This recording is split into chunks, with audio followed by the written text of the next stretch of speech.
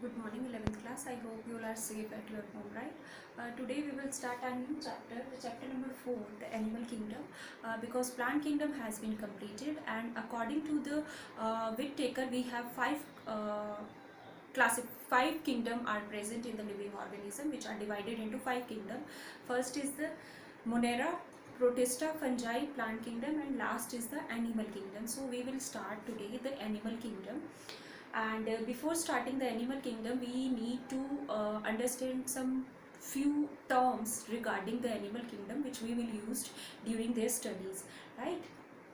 So in animal kingdom, firstly, obviously we need to characterize the different kind of animals of different classes.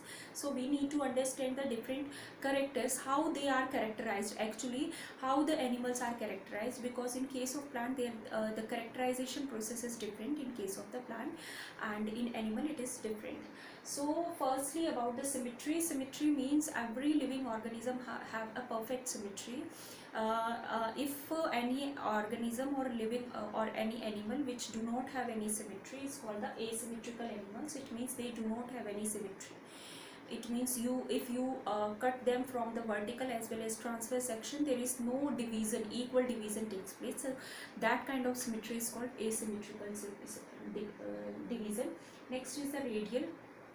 In few living organism or the few animals, when you cut the living organism in a vertical as well as transverse section, in that condition the four equal halves are formed in the animal. That kind of symmetry is called the radial symmetry, right? Next is the bilateral symmetry. If their organism you will put only the vertical section, then the equal half take place, equal two halves takes place. When you take a transfer division, there is no like equal halves takes place. So bilateral means only the two lateral equal halves are formed only on the one section, only on cutting the one section is the longitudinal section. Next is the germ layer. Every living organism or the animals have three germ layer, which is called the ectoderm, mesoderm and endoderm. Actually all the organism in our body are formed by these three germ layers, and these germ layers are helpful for formation of organs in our living organism or in our body. So the organism which have out of these three only the two germ layers are present, that organism is called the diploblastic, and the organism which have all the three germ layers which are called the triploblastic. No one have a single germ layer. Either they living organism are the two germ layer or the three germ layer. The organism which have three germ layers are present are the well developed, and the lower organism which have only the two germ layer which are called the diploblastic. Diplo means two germ layer and triploblastic means that all the three germ layers are present. Next is the coelom. Actually these three germ layer, out of these three germ layer, the mesoderm make a cavity in our body in between the ecto and endoderm. So this mesoderm make the cavity in our body, and this body cavity is called the coelom, where the organs are present in our body. So the organism which do not have any cavity are called acoelomate. It means the organism which are diploblastic, it means they do not have mesoderm, and they do not have mesoderm, it means they do not have coelom. So the organism which do not have coelom are called the acoelomate. Next are the pseudocoelomate. It means these are the organism which form the coelom cavity but is not formed with the help of mesoderm. It means it is a not true body cavity, so that cavity is called the pseudocoelomate. Next is the eucoelomate. Eu means true coelom. It means the organism which have body cavity which is made up of mesoderm. It is called the eucoelomate animals. Eucoelomate cavity is of two types, caesocoelomate and enterocoelomate. Caesocoelomate, it means the cavity is made up of some splitting, like the splits are present in the body cavity. That body cavity is called the caesocoelom, and enterocoelom means the complete pouch. A pouch is present in the form of cavity where the organs are present, is called the enterocoelomate, right? Next is the, in case of animals we have a different body organization. Actually We have a gastrula stage is present in case of the animals, and this gastrula have a germ pore, the gastropore, which decide the formation of mouth and the like anus, because in our alimentary canal start from the mouth and end up with the anus. So the organism, the lower organism are protostomium. It means where the blastula pore firstly form the mouth. The blastopore is responsible for the formation of mouth. That kind of organism are called the protostomia.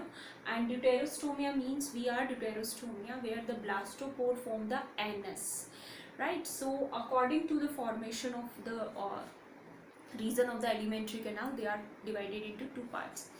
Instead of this, all these are the very common. After this we will characterize the character of digestive system. If the digestive system start from the mouth and end up into the anus, this type of system is called the complete alimentary canal. If there is no anus present, then, or a common one pore is present for the entry and exit of the food, this is called the incomplete alimentary canal. Next is about the circulatory system. It is also of two type, the open circulatory system and the closed circulatory system. Open circulatory system is present in the lower organism where there is no blood vessels, and closed system is present.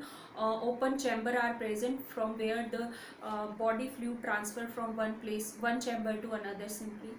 And in higher organism there are the closed circulatory system is present, where the blood vessels or arteries are present through which the blood is separated out or blood flow in these tube like structure, right?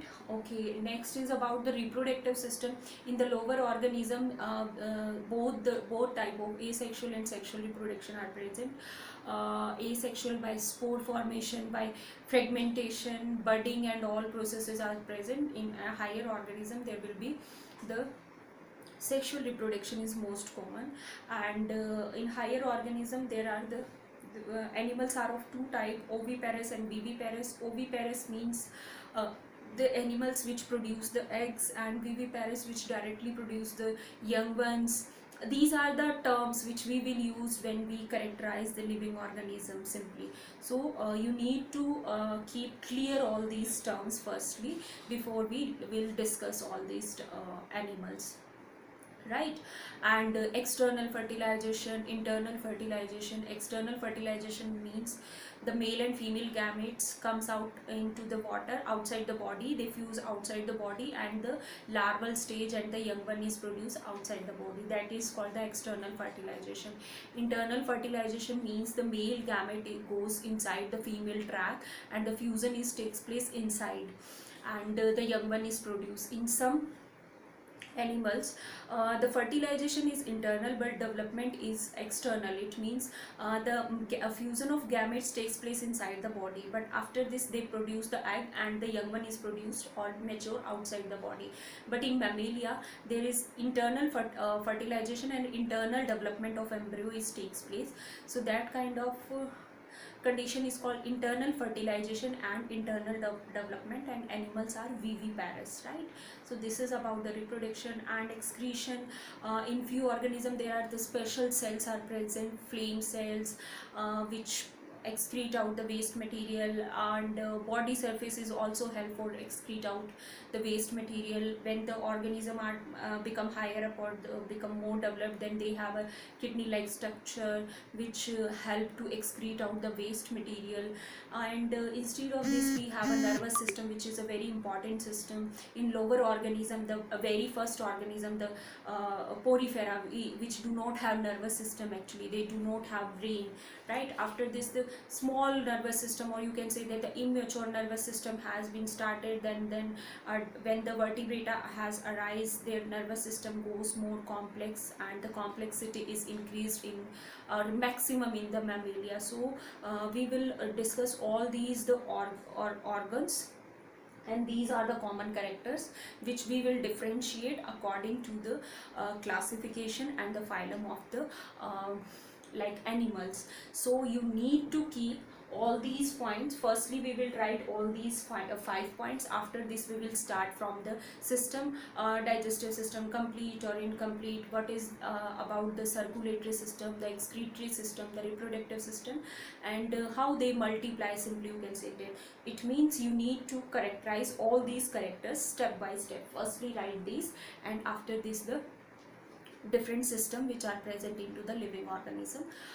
So after in the next lecture we will start the classification of animals. Actually animals are divided into two main groups, the non-chordates and the chordates. Non-chordate which do not have the backbone or the vertebral column, and the chordates are the organism which have the vertebral column or backbone is present in that case. So firstly we divide the two separate group on the basis of notochord or the vertebral column. After this we will step by step read about the, firstly we will discuss about the non-chordates animals, and after this the chordates animals. So from tomorrow we will start the non-chordates. Thank you.